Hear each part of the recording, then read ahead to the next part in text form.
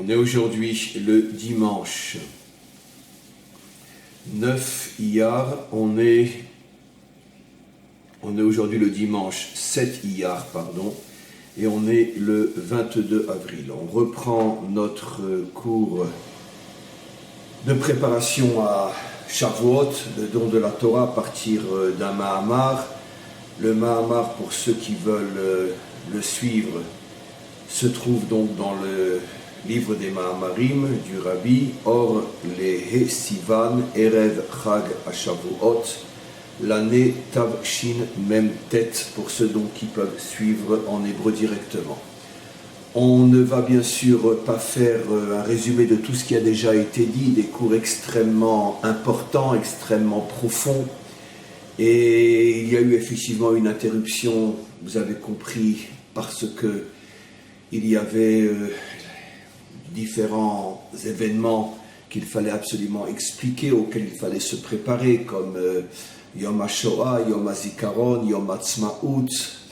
Et on revient maintenant à un cycle un petit peu plus normal, je ne sais pas pour combien de temps, mais en tous les cas, aujourd'hui, on reprend notre Mahamar, on continue à se préparer à la fête de Shavuot, le don de la Torah.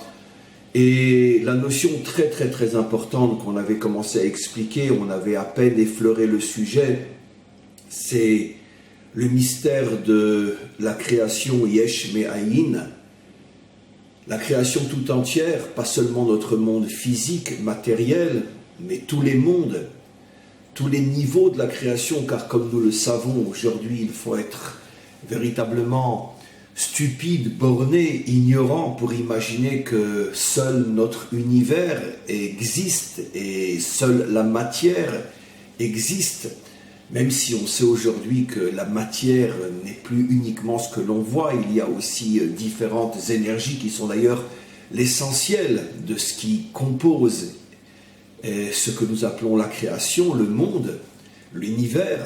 Malgré tout, il y a une infinité, pas infinie dans le sens réel, mais un nombre inimaginable d'autres réalités, d'autres mondes qui, eux, n'ont pas l'enveloppe matérielle, physique ou énergétique que nous connaissons dans notre univers, qui sont des mondes plus spirituels, mais des mondes qui existent véritablement et qui d'ailleurs sont beaucoup plus puissants, beaucoup plus grands à tous les niveaux, quantitativement et qualitativement sont beaucoup plus grands que notre univers. Et donc l'ensemble de cette création qui, encore une fois, englobe à la fois la dimension physique, matérielle, les énergies telles que nous les connaissons dans notre univers, et des mondes qui ont une structure, qui ont un habit, une expression totalement différente de notre univers, l'ensemble de ces mondes, l'ensemble de cette création provient du principe que nos maîtres appellent Yesh Me'ayin, en français la création ex nihilo, mais je n'utiliserai pas cette expression parce qu'elle ne veut strictement rien dire. En hébreu, ce qui sert donc de makor, de source à toutes les traductions, on dit Yesh Me'ayin. Yesh, c'est-à-dire donc quelque chose à partir de rien.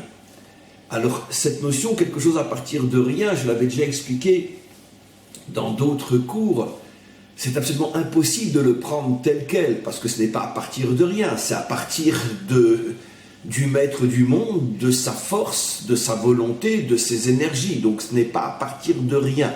Et c'est ce que je veux commencer à expliquer aujourd'hui. C'est pour ça que je n'aime pas du tout l'expression ex nihilo qui ne veut strictement rien dire. Yesh Me'ayin, ça veut dire que le maître du monde, qui est le Yesh par excellence, qui est la réalité par excellence, qui est on pourrait dire la source absolue par excellence, évidemment qu'il n'est pas rien, il est tout sauf rien, il est l'absolue réalité. Donc encore une fois, créer à partir de rien ne veut strictement rien dire. Alors c'est là qu'intervient dans le langage de la Chassidoute l'expression Atzmaut, qu'on traduit dans un premier niveau par l'essence, mais qui aussi signifie indépendance. D'une manière tout à fait providentielle, on vient de fêter il y a quelques jours Yom HaTzmaut, la fête de l'indépendance, c'est le même mot, à une lettre près, mais c'est la même racine. Atzmut, qui signifie l'essence, signifie aussi Atzmaut, qui signifie l'indépendance. Mais l'indépendance, quand il s'agit du divin, on parle d'une indépendance absolue. Ça veut dire qu'il ne dépend de rien. Il est l'indépendance absolue, la liberté absolue, sans la moindre restriction, sans la moindre limite, sans la moindre contrainte. Et donc on commence à comprendre maintenant le lien entre les deux expressions. D'un côté, on nous dit que la création est à partir de la Atzmut, à partir de l'essence, à partir, d'après la nouvelle traduction, de l'indépendance absolue. Et d'un autre côté, on nous dit que la création est Yesh Me'ayin, quelque chose à partir de rien. Alors comment concilier les deux termes? On comprend que ce n'est pas à partir de rien dans le sens à partir du néant, car évidemment, je me répète, je le sais, mais c'est très très important pour vous sortir de cette vision complètement fausse liée aux traductions ex nihilo. Ce n'est pas à partir de rien, bien évidemment, puisque ce qui précède la création et ce qui est d'ailleurs toujours à l'intérieur de la création, c'est le maître du monde, qui est l'absolu contraire du rien, qui est l'absolu contraire du néant. Mais quand on dit à partir de rien, c'est-à-dire à partir d'aucune contrainte, d'aucune limite, rien n'était nécessaire au maître du monde, il n'a eu besoin de rien d'autre que sa volonté, que son choix, que sa détermination, afin de créer. Et là, je veux expliquer parce que c'est quelque chose d'extrêmement subtil, d'extrêmement profond. Donnons un exemple. Comment dans notre réalité, on est à l'extrême opposé de cette création Yesh Me'ayin, en ce sens que nous, d'ailleurs, on ne peut pas utiliser en hébreu le terme bria pour l'homme, car bria signifie créer, mais créer à partir de rien. Et vous allez voir que le mot bria n'est pas possible au niveau de ce que l'homme crée. Pourquoi? Parce que quand l'homme veut construire une maison, il a besoin d'utiliser des éléments sans lesquels il ne pourra pas construire. Il a besoin de pierre, il a besoin de sable, il a besoin de ciment, il a besoin de bois, il a besoin de fer, etc. Ce sont des éléments finalement qui se trouvent à l'extérieur de lui, indépendamment de lui, et qui, d'une certaine manière, l'obligent, le contraignent à utiliser ces éléments pour qu'il puisse créer. Un homme ne peut pas dire « Tiens, j'ai envie de créer à partir de l'air, j'ai envie de créer à partir, j'ai envie de construire une maison avec de l'air, j'ai envie de construire une maison avec de l'eau. » Maintenant, même s'il pouvait le faire, quoi qu'il en soit, il est obligé d'utiliser de l'air ou d'utiliser de l'eau. Ce qui veut dire qu'encore une fois, il y a une certaine contrainte, une certaine limite. Et l'homme ne peut pas décider, je veux construire avec mon imagination, je vais penser et tout d'un coup la maison va apparaître. C'est absolument impossible. Tu es obligé d'utiliser des choses qui sont mises à ta disposition par le monde qui est à l'extérieur de toi, mais qui forcément, c'est une contrainte, puisque tu es obligé de passer par ces matériaux. D'ailleurs, la raison pour laquelle l'homme a construit depuis toujours des maisons en pierre, c'est parce que c'est la seule chose que lui procure la nature pour plus ou moins se protéger et être à l'abri des intempéries, du froid, du chaud, etc. Maintenant, si le monde avait été différent, s'il avait existé d'autres matériaux, l'homme se serait servi de ces autres matériaux. Mais là aussi, il est limité. Parce qu'encore une fois, il ne peut construire qu'à partir de ce qu'on lui donne. Dans tous les autres domaines, c'est exactement la même chose. Dans le domaine de la pensée, dans le domaine de la parole, je parle avec les lettres, les mots, les phrases qui sont mises à ma disposition. Et donc je ne peux pas parler autrement qu'en utilisant les règles du français si je parle en français, les règles de l'anglais si je parle en anglais, les règles de l'hébreu si je parle en hébreu. Et si je veux voyager, je peux aller à pied, je peux aller sur un cheval, sur un âne, une voiture, un train, un avion, mais peu importe. Je suis obligé de passer par quelque chose. Je ne peux pas imaginer tout d'un coup, allez, je veux me retrouver là-bas, hop, je suis là-bas. Sauf dans les films de science-fiction. Et supposons même, je vais plus loin, que je puisse imaginer, je suis à Jérusalem, hop, je me projette à New York. Mais malgré tout, je suis passé par quelque chose qui est limité, qui me limite, ma pensée, mon imagination. Et je suis limité aussi par rapport au point qui détermine mon voyage. Je pars de Jérusalem, j'arrive à New York. J'ai un commencement, j'ai une fin. J'ai aussi une direction. Je traverse l'Atlantique. Et donc, quoi qu'il en soit, il est absolument impossible, supposons même que l'homme puisse se créer à partir de son imagination, puisse voyager à partir de son imagination, de toute façon, quelque part, il existera toujours une limite qui t'oblige à passer par un certain système, par une certaine structure. Donc, tu ne peux en aucun cas réaliser quelque chose à partir de rien. Tu es obligé de surfer sur ce que, finalement, on met à ta disposition.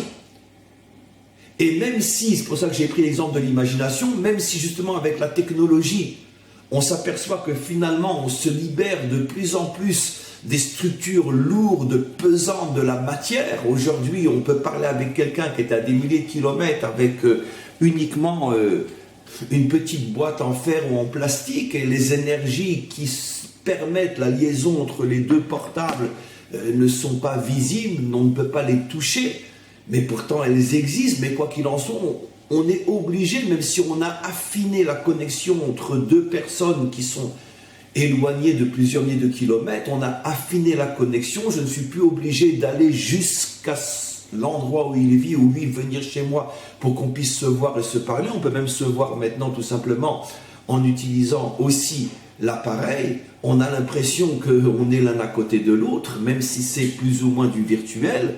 Quoi qu'il en soit, on a limité énormément, et on est sorti, on a limité les limites, ou on est sorti complètement des limites précédentes, mais quoi qu'il en soit, il y a des limites encore. On est obligé d'utiliser un portable, on est obligé d'utiliser, c'est ce que fait la technologie, les énergies qui sont mises à notre disposition, mais il est absolument impossible, et ça c'est vrai pour dans des milliards et des milliards et des milliards et des milliards d'années, même si les choses vont s'affiner,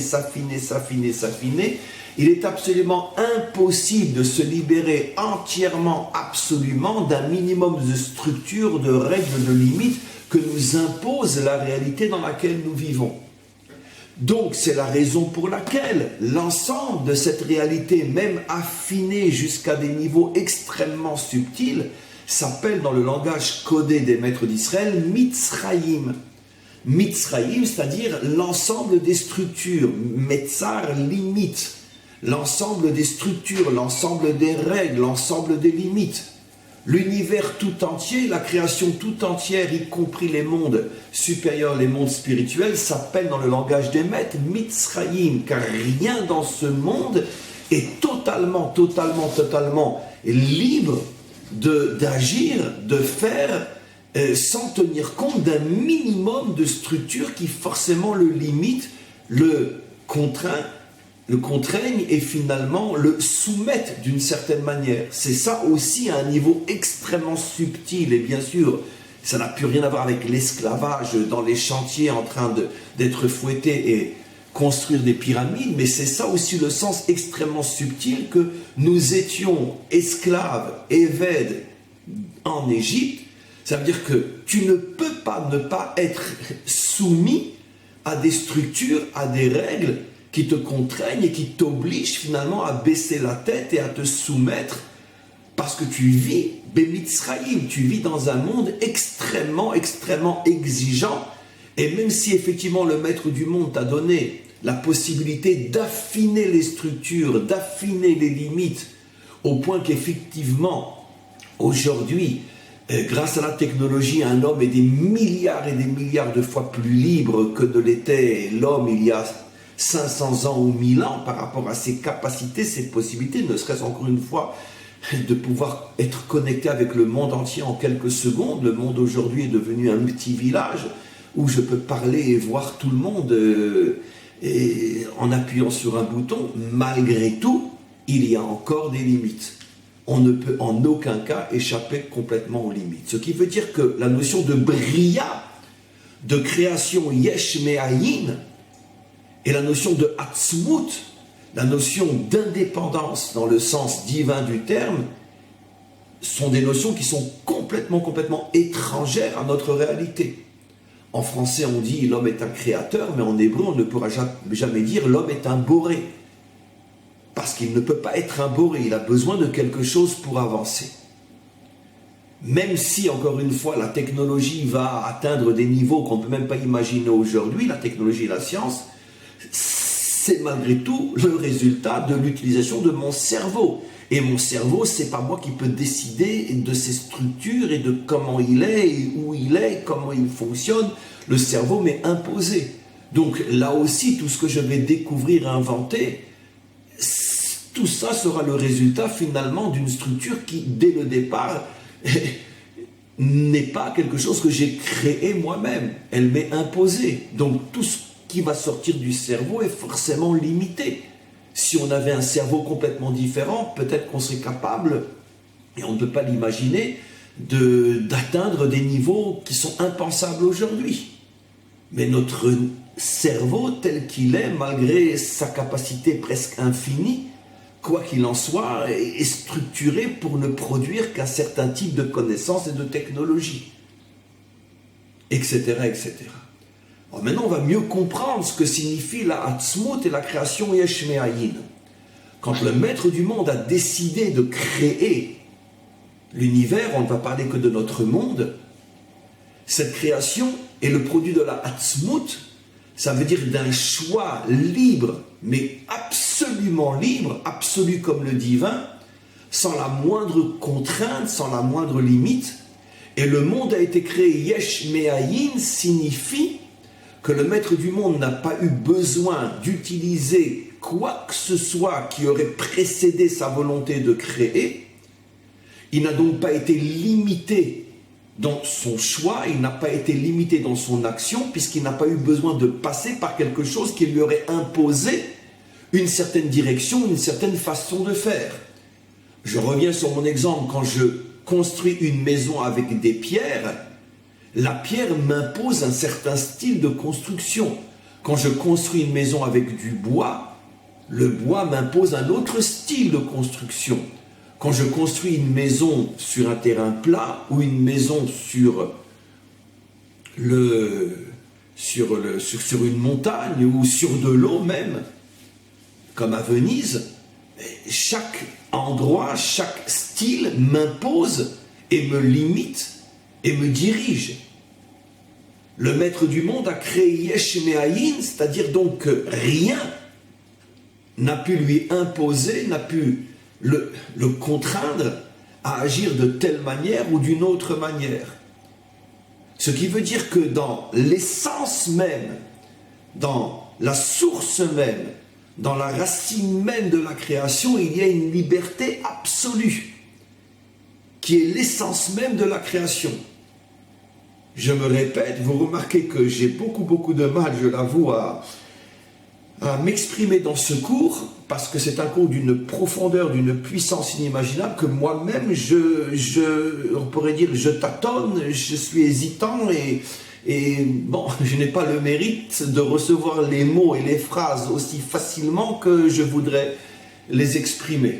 Et donc, je construis le cours en même temps que vous. D'ailleurs, dans mon cours, c'est une démonstration du fait que, justement, l'homme n'est pas Yesh Me'ayin. Je suis obligé de me limiter à ce que je reçois, de ce que je peux exprimer. Et vous voyez, il y a une certaine pesanteur, une certaine lenteur, parce que c'est un cours d'une profondeur inimaginable.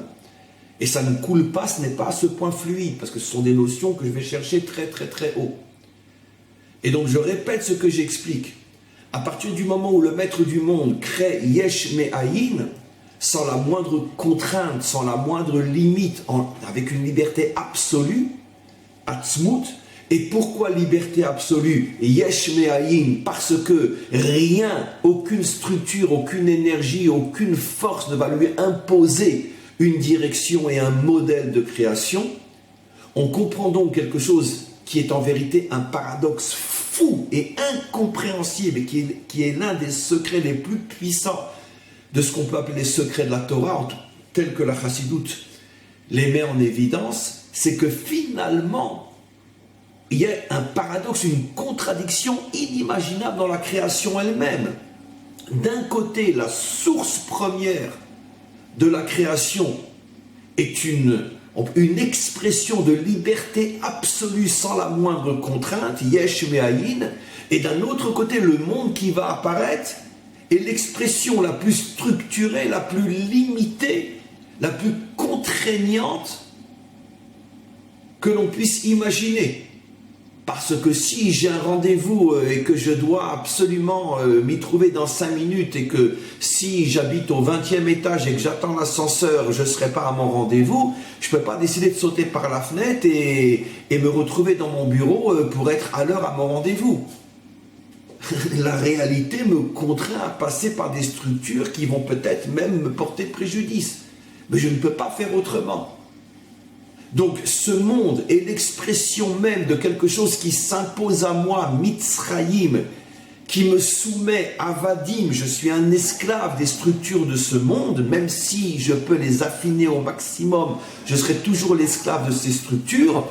Et d'un autre côté, la Chassidoute nous révèle, et elle-même se fonde sur les secrets les plus secrets de la Torah, et je parle ici de quelque chose de très scientifique, ce n'est pas de la théologie, ce n'est pas de la religion, qu'à Dieu ne plaise. L'essence première de la création est l'expression d'une liberté absolue, c'est-à-dire qu'il y a une énergie de liberté absolue cachée au plus profond de ce monde qui est l'expression la plus absolue de la prison et des limites. Je donnerai un exemple qui me vient comme ça à l'esprit.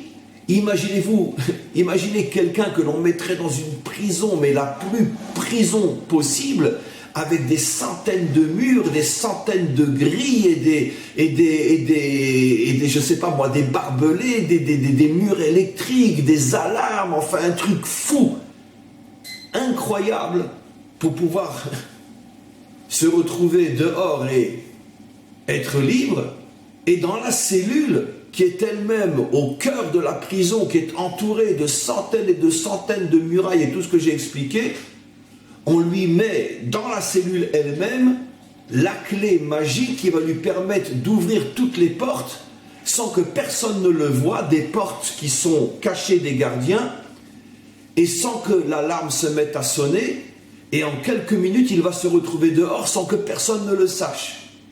C'est fou, c'est une contradiction inimaginable.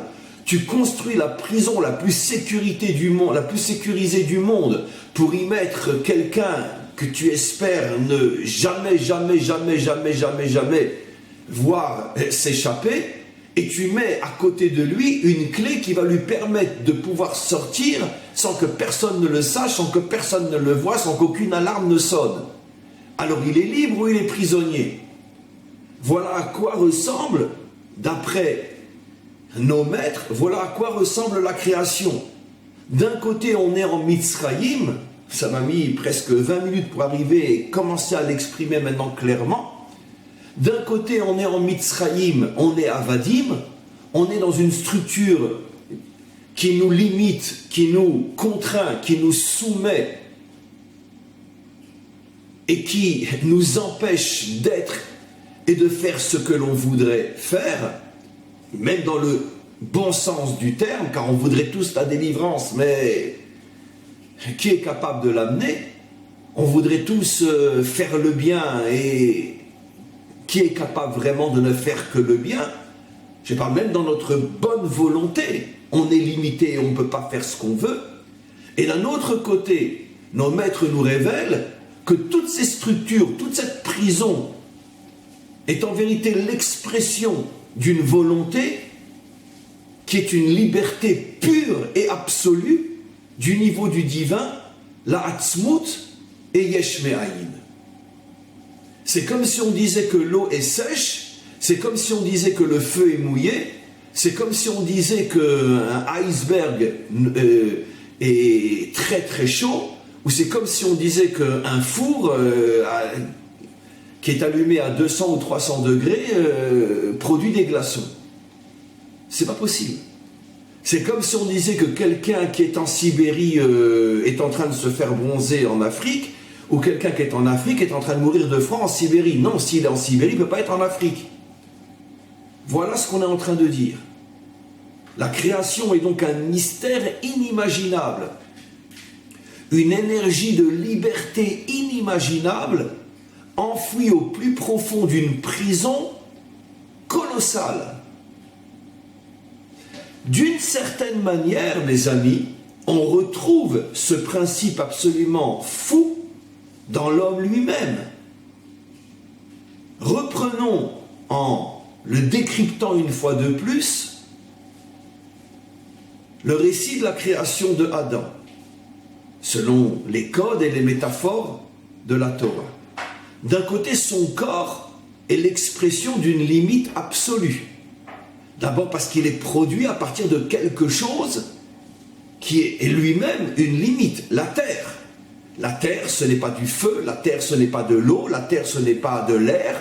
La terre, elle est en bas, elle n'est pas en haut. La terre, elle est physique, matérielle, elle n'est pas spirituelle et immatérielle.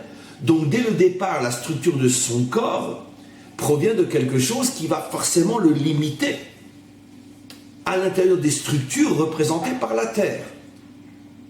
En plus, la forme qu'il va avoir. Il a donc une forme qui, elle aussi, le limite. Donc, dans son essence, le corps provient d'une structure limitée. Dans sa forme, il est limité. Mais qu'est-ce que le maître du monde va mettre dans le corps? Une âme de vie qui provient d'où? Selon le code et la métaphore biblique, du maître du monde lui-même, de Dieu qui est infini, comme il est dit, Vaïpar be'apav nishmat chayim. Le maître du monde a fait sortir de lui, il a soufflé dans le corps une âme de vie, il a insoufflé dans le corps une âme de vie. Évidemment, c'est une métaphore, mais tout le monde comprend avec un minimum de bon sens l'idée inimaginable qui se cache derrière cette métaphore, comme l'explique le Tanya et d'autres. C'est-à-dire que finalement, quelque chose d'infini rentre dans quelque chose d'extrêmement fini. Pourquoi je dis infini? Parce que si le maître du monde avait voulu que l'âme elle-même ait une structure finie, alors de la même manière qu'il a créé le corps, il aurait pu créer l'âme. On aurait pu très bien avoir un verset qui nous dit, après avoir créé le corps, Dieu créa l'âme et prit l'âme et l'a mis dans le corps. Mais ce n'est pas ce qui est dit. On ne voit pas que l'âme a été créée, l'âme sort du divin. C'est pour ça qu'on voit dans le livre de Job, par exemple, que Job dira que l'âme est chelek eloka mima'al. C'est une partie du divin. C'est une métaphore, encore une fois. Mais l'idée, on la comprend. C'est-à-dire que l'âme échappe complètement aux structures de la création. Elle est une émanation de Dieu lui-même. Donc elle est comme la source qui lui a donné vie, infinie. Comment l'infini peut-il se trouver à l'intérieur du fini? D'ailleurs, nos maîtres nous disent, l'âme ne peut pas rentrer entièrement dans le corps. Les deux parties les plus hautes de l'âme, la yechida et la chaya, ne peuvent pas rentrer dans le corps, parce que ces deux parties-là incarnent l'essence de l'âme, qui, venant de Dieu, est forcément infinie. Ne peuvent rentrer dans le corps que les rayonnements de cette essence, comme les rayons du soleil. Le soleil ne peut pas se trouver sur Terre, sinon la Terre disparaîtrait. Seulement ces rayons peuvent arriver sur Terre. La chaleur du soleil, c'est des milliards de degrés Celsius. Le rayon arrive sur Terre, c'est 50, 60 maximum. Vous imaginez la réduction. Mais quoi qu'il en soit, il y a malgré tout une connexion entre l'âme infinie et le corps fini. Comment c'est possible? C'est d'ailleurs ce que l'on exprime dans une prière que nos maîtres nomment la plus belle de toutes, la prière Asher Yatzar, qui se termine par Umaflila Asot. On dit au maître du monde, l'être humain est un pélé, est un prodige, est une merveille, est quelque chose. Bon, toutes ces traductions, traductions françaises, mais en vérité, c'est très dur à traduire. C'est extraordinairement fou, la création de l'homme. Pourquoi? Comment l'infini peut-il se connecter au fini? D'un côté, l'homme a l'impression d'être extrêmement limité s'il ne vit qu'au niveau de son corps, et d'un autre côté, il possède en lui une clé qui est la clé de l'infini, qui est son âme. Le problème, c'est qu'il ne sait pas s'en servir ou il ne sait même pas qu'il a cette clé à sa disposition. C'est exactement l'image de la prison de tout à l'heure. Le corps étant une prison, l'âme étant la clé qui permet de sortir de cette prison. Maintenant, si je reviens encore une fois à l'exemple de la création, c'est exactement la même chose. On a l'impression qu'on vit dans un monde extrêmement fini, mais à l'intérieur, au plus profond de ce monde, se cache une structure, on va dire nishmatique, ce souffle divin, qui est l'essence même de la création, car tout a commencé avec ce souffle divin, yesh me'ayin, quelque chose à partir de rien, c'est-à-dire un acte de liberté absolue. Et comme on va le voir dans quelques instants, ce souffle divin qui est la liberté absolue continue à se trouver à l'intérieur de la création, ce qui veut dire que finalement, les limites de ce monde ne sont qu'une illusion d'une certaine manière, car nous avons la possibilité de faire tomber toutes ces limites, et c'est ça, comme on le verra, le grand secret de je suis Hachem ton Dieu qui t'est sorti de Mitzraïm, qui t'est sorti de Beth Avadim, de la maison d'esclavage. Mais quoi qu'il en soit, c'est évident que bon, il m'a fallu une demi-heure pour commencer à plus ou moins arriver à le dire sans m'embrouiller et bredouiller, comme c'était le cas dans les premières minutes du cours. Ça commence maintenant à être un peu plus fluide, mais quoi qu'il en soit, ça reste incompréhensible de dire que finalement la liberté absolue se trouve à l'intérieur de la prison. Comment? Alors regardez, on va continuer un petit peu. On passe maintenant au chapitre bête, le deuxième chapitre. On va lire un petit peu, et bien sûr on continuera ce cours, j'espère magnifique, demain. Veyesh lo osif, il faut rajouter. La question, rappelez-vous, dans les premiers cours, était pourquoi Dieu se présente comme celui qui nous sort d'Égypte, et pas celui qui a créé, et pourquoi pas comme celui qui a créé le ciel et la terre, puisque justement, maintenant on commence à comprendre mieux encore la question. Justement, la raison pour laquelle il a pu nous sortir d'Égypte, c'est parce que justement, il a créé l'univers à partir justement de sa Hatzmut. C'est parce que justement, cette force de liberté absolue se trouve dans la création elle-même, que le maître du monde a connecté son peuple à cette force, et c'est comme ça qu'il a pu s'échapper de Mitzraïm. Donc, la question à laquelle on n'a pas encore vraiment répondu, mais la question, on la comprend mieux. Le maître du monde aurait dû se présenter comme celui qui a créé l'univers, parce que justement, c'est parce qu'il a créé l'univers à partir de sa Hatzmut, à partir de son expression de liberté absolue, qu'il a pu nous sortir justement des limites de ce monde. Mais ça, on verra par la suite, la réponse réelle. Ugam les fiches briat shamim va'aretz ou matan Torah sheyachim zelazé.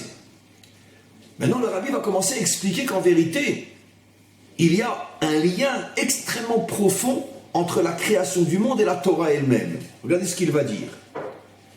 Il va maintenant faire entrer une nouvelle notion sur laquelle je vais devoir m'arrêter pendant la deuxième demi-heure du cours, et on reprendra tout ça demain. Il explique, je vais lire d'abord, et après je vais commencer à expliquer, parce que je ne pourrai pas tout expliquer aujourd'hui, quel est le lien entre la création et la Torah elle-même. Des briyat shamaim va'aretz mitradeshet bechol rega verega. Notion nouvelle. On en a déjà parlé, mais pas dans ce texte-là.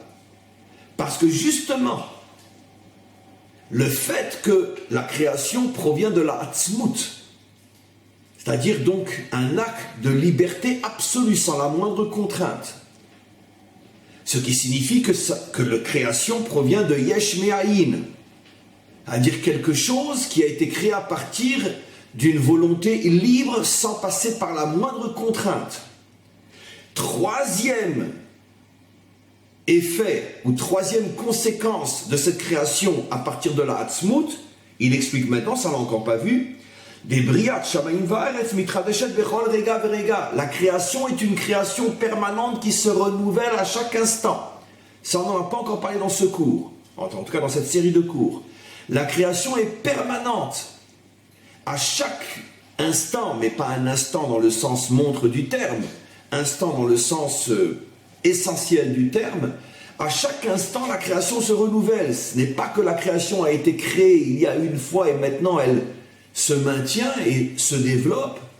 À chaque instant, la création est recréée, la création tout entière, tous les mondes, y compris mon corps, ce qui m'entoure, chacun d'entre nous.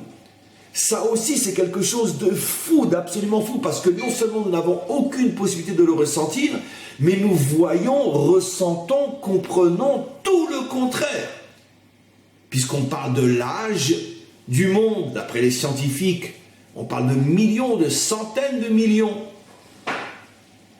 d'années, même dans la Torah, qui fait remonter la création dans le langage biblique à 5778 ans pour l'apparition de Adam au 6e jour, donc plus 6 jours pour le début de la création.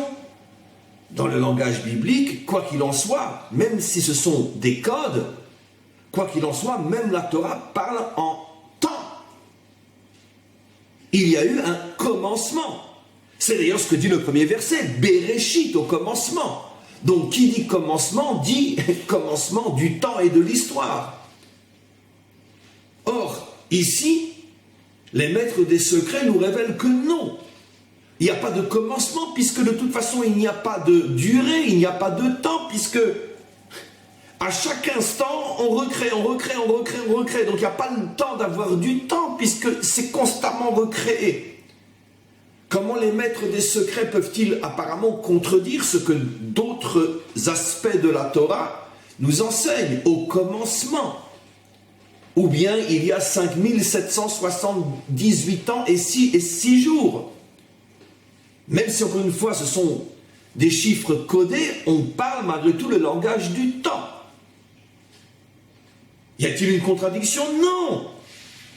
Parce que de la même manière que si tu dis l'homme est limité ou l'homme est infini, dans les deux cas tu as raison. L'homme est limité si tu le décris au niveau de son corps. L'homme est infini si tu le décris au niveau de son âme. Donc qu'est-ce que c'est l'homme? C'est un infini dans un fini. Comment ça fonctionne? J'en sais rien. Donc c'est exactement la même explication pour ces différents enseignements.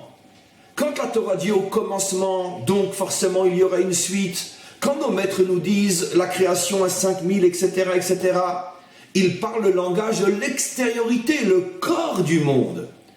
Mais les secrets de la Torah expliquent l'âme du monde, l'intériorité du monde. Et dans l'intériorité, on est dans l'infini. Il n'y a pas de temps. On est complètement au-dessus du temps. Il n'y a pas le temps d'avoir du temps, puisqu'il n'y a pas le temps puisque dès que c'est créé, c'est recréé. C'est-à-dire que c'est créé, ça disparaît, c'est créé, ça disparaît, c'est créé, ça disparaît, c'est créé, ça disparaît, c'est créé. Parce que quand on parle de recréation, de renouvellement de la création à chaque instant, ça veut dire qu'au même moment où c'est créé, ça disparaît, mais on n'a pas le temps de le voir disparaître parce que tout est recréé. Ça veut dire qu'à chaque instant, on existe, on n'existe plus, on existe, on n'existe plus, on existe, on n'existe plus. Mais je n'ai pas le temps de savoir que j'existe plus, puisque le temps de savoir, je suis déjà recréé. Exactement de la même manière que si on allume et on éteint quelque chose, mais très vite, on le verra toujours allumé. De la même manière que quand on prend un fil avec une bille et qu'on tourne très vite, on va avoir un cercle fermé. Alors que finalement, c'est absolument faux. C'est un cercle vide, puisqu'il n'y a qu'un seul point. Mais ça va tellement vite que nos yeux ne peuvent pas voir qu'en vérité, la bille se déplace, mais tellement vite qu'on a l'impression que c'est un cercle fermé. Et bien c'est exactement ce qui se passe. L'univers est créé et disparaît tellement vite qu'on n'a pas le temps de se rendre compte qu'on est créé, qu'on disparaît, qu'on est créé, qu'on disparaît. Alors bien sûr, la question qui se pose, c'est mais à quoi ça sert tout ça? À quoi ça sert même de le savoir et de le dire? Mais je ne réponds pas volontairement tout à cette question-là. On continue le texte. Il dit,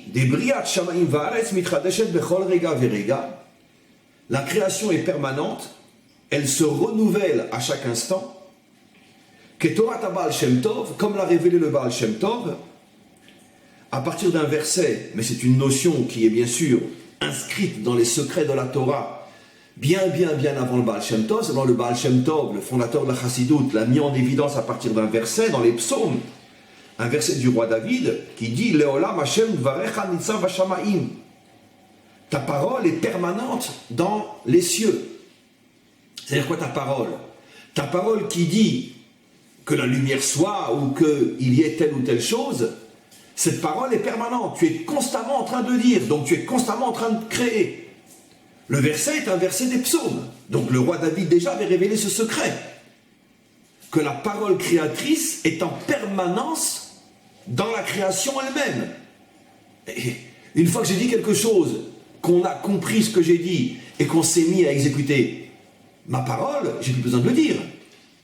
Et vous imaginez un patron qui rentre chez lui, qui distribue le travail, toi la secrétaire tu fais ci, toi tu fais ça, et qui va se tenir à côté de ses employés, et toute la journée il va répéter la même chose alors qu'ils sont déjà bien avancés dans le travail. Une fois que tu l'as dit et que tu vois que le travail est commencé et qu'il est bien fait, tu ne vas pas les saouler et répéter 100 fois la même chose. Sauf si on pouvait supposer qu'ils s'arrêtent toutes les secondes de travailler, les employés, il faut le redire.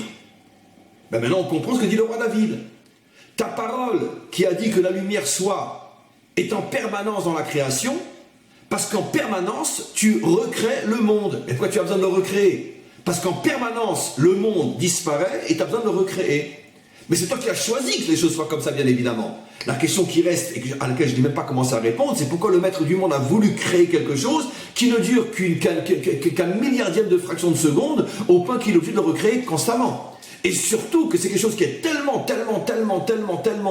caché, éloigné, totalement, absolument éloigné de notre compréhension, de nos sens, de notre vision, que à quoi ça sert que tu le fasses comme ça, parce que de toute façon on n'a aucune possibilité de se connecter à cette vérité. Sauf le lire et essayer de l'enseigner. Mais la Torah, c'est quand même pas de la philosophie. Donc à quoi ça sert? Si de toute façon ça reste une idée abstraite. Bien sûr, on y répondra. Mais pour l'instant, on continue.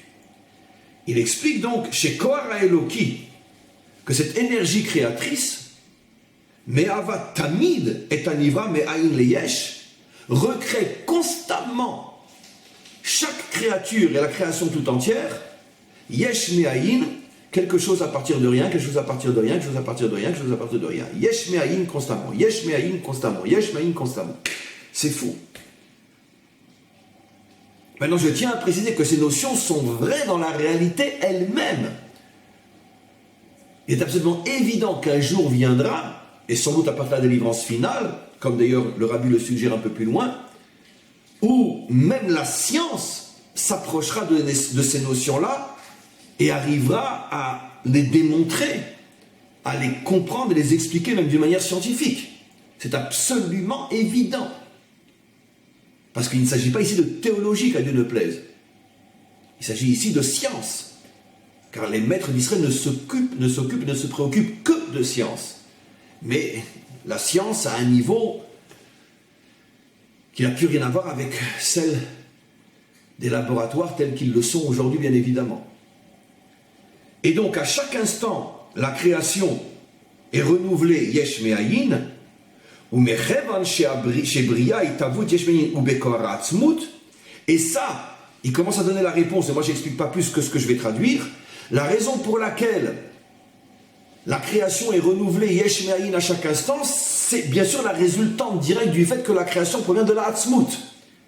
Lui, le rabbi comprend ce qu'il dit. Moi, volontairement, je ne vous explique pas encore, parce que je vais encore lire un petit peu. Mais à partir du moment où le maître du monde a choisi de créer à partir de la Hatzmut, il y avait deux conséquences évidentes. La première, c'est que tout serait créé yesh me'ayin, et la deuxième, c'est que tout se renouvellerait en permanence. Et ces deux conséquences sont liées au fait que tout est créé à partir de la Hatzmut. Mouvan, on comprend donc, enfin lui comprend, pas moi, et pas vous,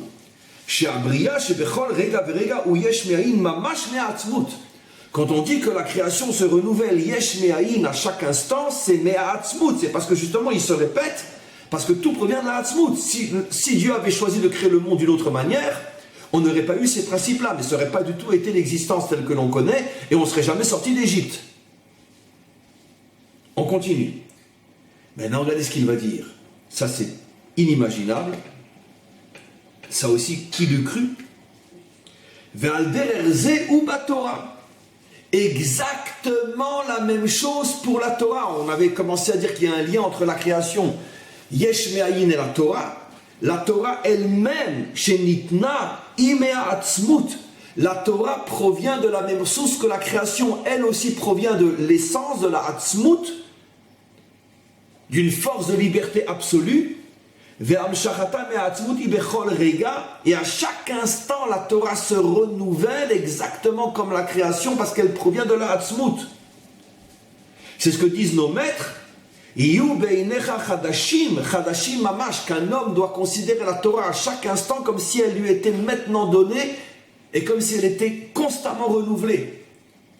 Il y a un lien entre la Torah et la Bria. C'est d'une puissance inimaginable. La Torah est une force qui te renouvelle constamment, comme si à cet instant précis tu naissais.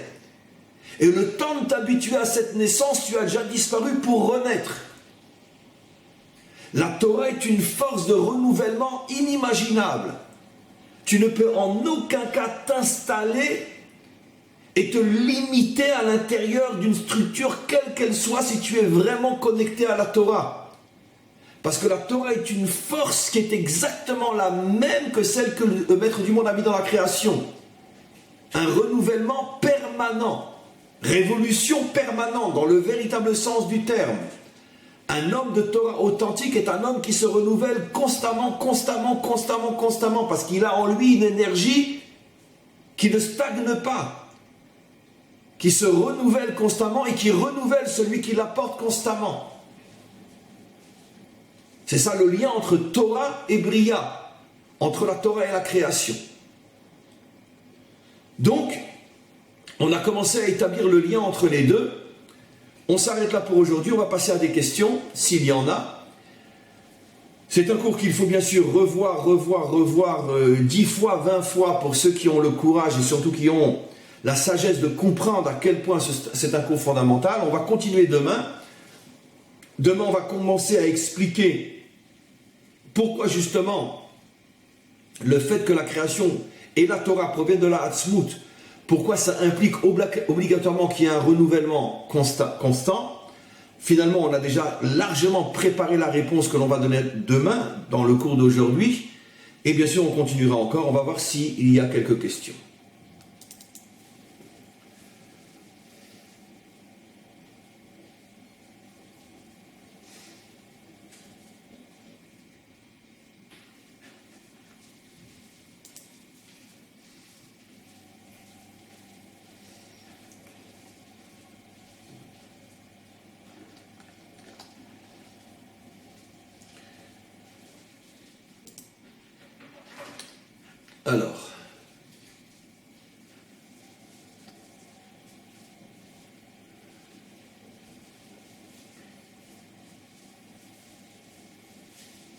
Alors, Masson, dans la profondeur des océans, il y a des formes de vie incroyables qui reflètent peut-être cette liberté de création.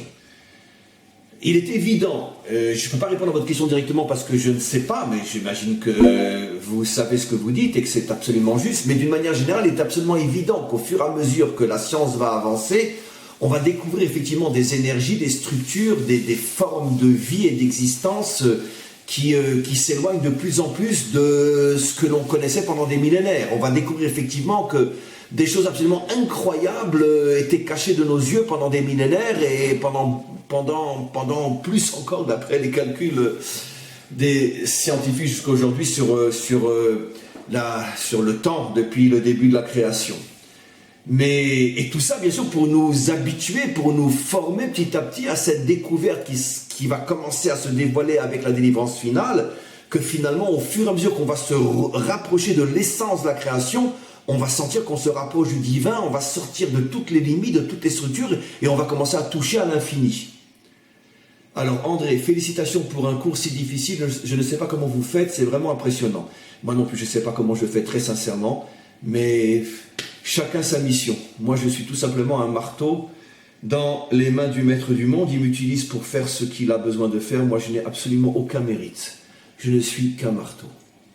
Alors, maçon, sachant que la création se renouvelle sans cesse, comment expliquer que les situations mettent tant de temps pour changer? Mais justement, c'est ça le fond du problème. C'est exactement comme j'expliquais par rapport à l'homme.